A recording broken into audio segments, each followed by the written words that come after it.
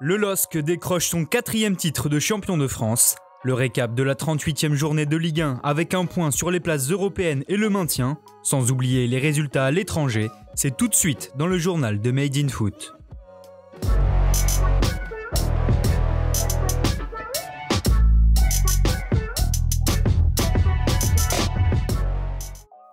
Lille n'a pas craqué. Dans l'obligation de s'imposer hier à Angers, la formation de Christophe Galtier l'a fait sur le score de 2-1 et décroche ainsi un titre historique, le premier depuis 2011. Très vite, les Dogs se rendent le match facile et après un bon travail de Renato Sanchez, Jonathan David ajuste Bernardoni. Après avoir inscrit son 13e but de la saison, le Canadien obtient un penalty que se charge de transformer son compère d'attaque Burak Yılmaz juste avant la pause. Fulgini réduira la marque en fin de match, mais sans conséquence, les nordistes sont champions de France et succèdent donc au PSG.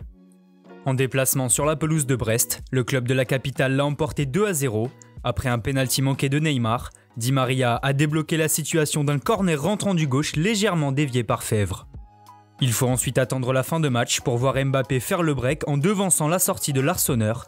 Paris gagne mais échoue finalement sur la deuxième marche du podium, un podium complété par l'AS Monaco. Ultra dominateur mais incapable de concrétiser ses occasions hier sur la pelouse du RC Lens, le club de la Principauté a concédé le match nul 0-0. L'ASM termine le match avec 19 tirs mais aura manqué de réalisme. Lens aurait même pu réaliser le hold-up si Fofana n'avait pas trouvé le poteau en fin de match. Ironie du football, cette contre-performance n'a finalement aucune conséquence pour les Monégasques, puisque dans le même temps, les rivaux de l'OGC Nice sont parvenus à battre l'Olympique Lyonnais 3-2. Menés par 2 fois après un doublé de Toko Ekambi magnifiquement servi à chaque fois par Memphis, les Aiglons sont revenus d'abord grâce à Dolberg, puis sur une lourde frappe de Camara. Et comme un symbole, les espoirs de Ligue des Champions de l'OL sont tués par l'ancien de la maison Amine Gouiri, au coup franc sur le but de la victoire de la tête de William Saliba, un ancien stéphanois. Assurés d'être européens la saison prochaine, les joueurs de l'Olympique de Marseille se déplaçaient hier sur la pelouse de Metz. Après un match sans relief, Boulaya ouvre la marque sur pénalty à la 96e minute, mais l'OM parvient à égaliser. Alors que M. Ben Eladj vient de siffler la fin de la rencontre, il est appelé par la VAR pour une faute sur Alvaro González dans la surface. Tout le monde revient alors sur le terrain pour voir Milik ouvrir son pied gauche et transformer la sentence pour le 1 but partout. La dernière place européenne revient donc au Stade Rennais qui décroche sur le fil sa qualification pour l'Europa Conference League. Opposés à des Nîmois déjà condamnés à la Ligue 2, les Bretons ont gagné 2-0 grâce à un but de la tête de Guirassy et une frappe lointaine surpuissante de Bourigeaud. Pour son dernier match sur le banc de Montpellier, Michel Derzakarian termine avec une victoire 2-1 sur le terrain de Nantes. À l'affût après un pénalty de Delors repoussé par Lafont, Laborde inscrit son 16e but de la saison avant que Kolo Muani n'égalise 3 minutes plus tard. En vain, les Canaries finissent par craquer en fin de match et Delors se rattrape de son erreur précédente pour offrir les 3 points aux siens.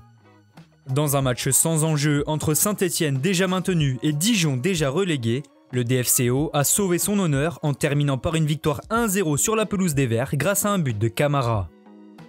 Bordeaux termine également en beauté avec un succès 2-1 à Reims. Mené après un but d'El Bilal Touré, les Girondins ont renversé la situation grâce à Adli et Kouateng.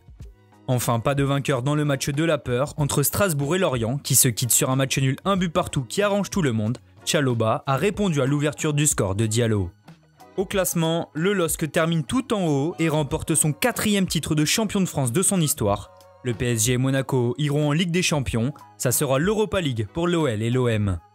En deuxième partie de tableau, Brest, Lorient et Strasbourg assurent de peu leur maintien. Le FC Nantes termine barragiste et jouera sa survie en Ligue 1 face à Toulouse en match aller-retour.